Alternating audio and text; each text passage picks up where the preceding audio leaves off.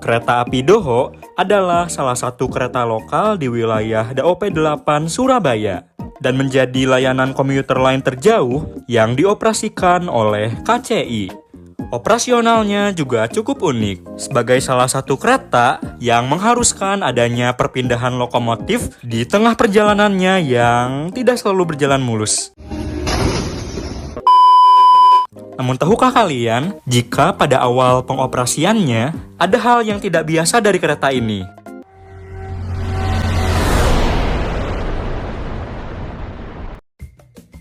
Kereta api Doho diluncurkan pada 21 Agustus 1971, dan awalnya merupakan kereta ekspres yang hanya berhenti di beberapa stasiun saja. Kereta ini melayani rute dari Surabaya ke Madiun, serta Surabaya ke Blitar, yang berarti kereta ini melayani dua tujuan di rute yang berbeda. Bagaimana bisa? Kereta api Doho berangkat dari Surabaya dengan rangkaian yang terdiri dari sebanyak 6 kereta penumpang kelas 3 dan ditarik oleh lokomotif D52. Sesampainya di Kertosono, kereta ini melanjutkan perjalanannya hingga ke Madiun dengan membawa sebanyak 3 kereta saja. 3 kereta yang dilepas di Kertosono kemudian akan melanjutkan perjalanannya ke Blitar dengan ditarik lokomotif C27 ataupun C28. Hal yang sama berlaku pada perjalanan sebaliknya, di mana KA Doho dari stasiun Blitar maupun Madiun masing-masing membawa 3 kereta penumpang. D52 digunakan dari arah Madiun, sementara C27 atau C28 digunakan dari arah Blitar.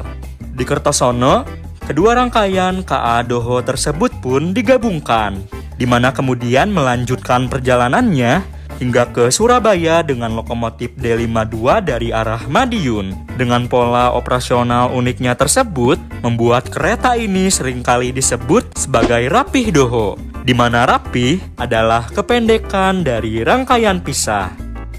Selain keunikan operasionalnya, KA Doho juga cukup spesial karena menjadi kereta ekspres jarak menengah terakhir yang ditarik oleh lokomotif uap. Sayangnya, KA Doho tidak lama beroperasi sebagai rangkaian pisah karena pada akhir 1972, rangkaian yang melayani rute dari Madiun ke Kertosono resmi dihapuskan, membuat KA Doho pun kini hanya melayani rute dari Surabaya ke Blitar dengan rangkaian yang terdiri dari 3 kereta saja. Walaupun begitu, pergantian lokomotif dari D52 ke C27 atau C28 masih dilakukan di Kertosono. Hal tersebut pun berlangsung hingga 1976 saat mulai digunakannya lokomotif diesel hidrolik BB301 untuk KA Doho, menandakan berakhirnya penggunaan lokomotif uap untuk operasional kereta ini. KA Doho sendiri bukan kereta pertama yang menggunakan sistem rangkaian pisah ini.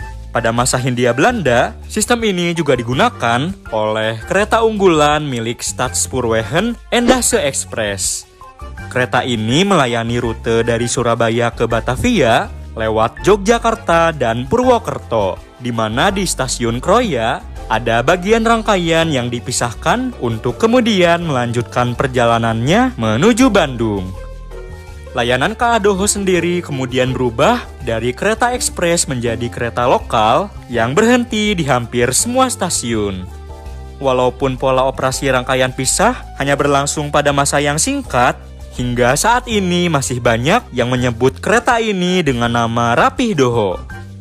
Pada 1 April 2022, operasional kereta ini diambil alih dari PT KAI DOP 8 Surabaya oleh PT Kereta Komuter Indonesia.